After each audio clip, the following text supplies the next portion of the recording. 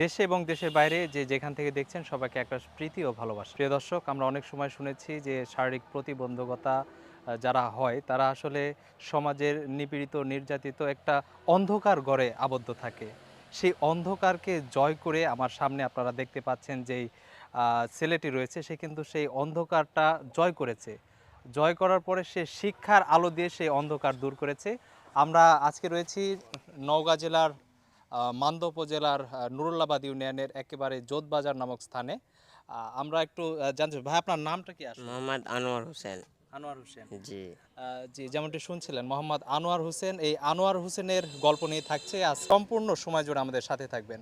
সে মনে করেন পড়াশোনা তো জাতির মেরুদণ্ড। পড়াশোনা আহ, যে করলে সামনে আমার মনে করেন যে ভবিষ্যতে ভালো কিছু করতে পারবো বা সমাজে সবার সাথে একটা মিশতে পারবো। এই কারণে আমার আগ্রহটা ছিল, যেটাই করি পড়াশোনাটা আমি যেন। আমাদের এলাকায় মহল্লায় কেউ কোনো সার্বিক সহযোগিতা করে নাই, সে করলে হয়তো আরো আগে যেতে পারতো এবং চাকরি বাকরি পেতো।